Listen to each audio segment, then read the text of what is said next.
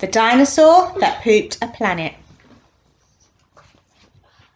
Danny and Dinosaur liked to have fun. Some days they had lots, and some days they had none. One day they were bored, they had no games to play, and Danny said, "Dinosaur, what shall we do today? We could mow the lawn, we could tidy the place, we could do our chores, or we could go to space." "But you mustn't forget to have lunch," said their mummy. "You cannot have fun without food for your tummy."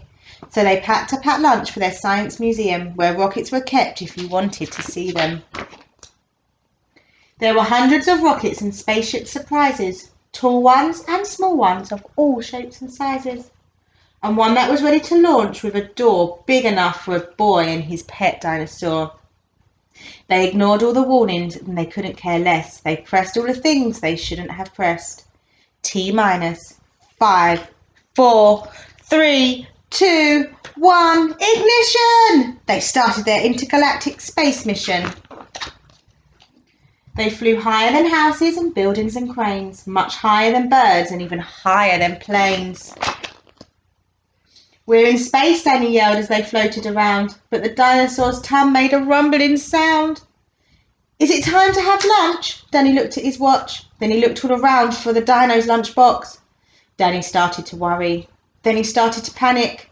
They'd left their pet lunchboxes back on their planet. So with no food on board, not the smallest of crumbs, a disastrous dinosaur feast had begun. It gobbled up gadgets and gizmos galore. Nothing was safe from the space dinosaur. Robots and ray guns and blinking red blinkers, eating things they'd thought up by NASA's great thinkers. The hyperdrive gamma reactive machine was swallowed along with the space tractor beam. It chewed and it chomped on the spaceship controls. The rocket was dotted with dino tooth holes. Inside it was bare. The spaceship was empty. Outside there were more things to eat. There were plenty. It broke down the door with a cool ninja chop. Out in space, dinosaurs are much harder to stop. It chomped on the moon like a big chunk of cheese, then shoved even more in its mouth with a squeeze. It munched on the Martians from Mars and their cats. Their cats are like ours, but their cats wear cool hats. Satellites, Saturn and 6 supernovas, shape-shifting saucers and 7 space rovers. It guzzled 5 gallons of fuel from the tank, and as Danny's door dropped, he watched what he drank, with a crunch and a crack and a nom nom nom nom nom. In one dino gulp, their rocket was gone. Now nothing was left. All Danny could see was a fat dinosaur where the rocket should be. And so they were stranded with no way back home, just Danny and Dino in space, all alone. Now Danny was crying. He cried and he cried. He cried and his tear filled his spacesuit inside. Unless they were going to stay there forever, the dinosaur needed to do something clever. With the feeling of guilt deep down in his gut, its brain brewed a plan involving its butt.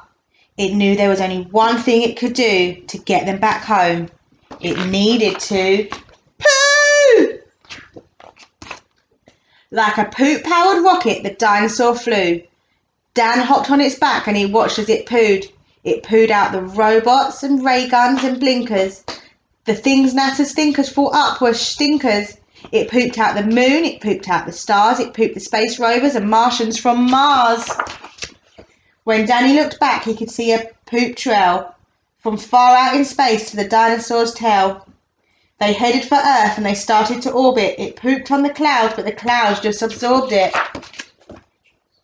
They flew past the buildings and streets of their town, leaving the houses all smelly and brown, and finally landed back down on ground. "Hooray!" Danny cried. "We are home safe and sound." They looked to the sky and the things that were pooped had formed a poop planet right next to the moon. And so Danny promised to listen to Mummy, because fun is not fun without food for your tummy. And just when you thought all the pooping was done, a Mars cat pooped out of the dinosaur's bum. The end.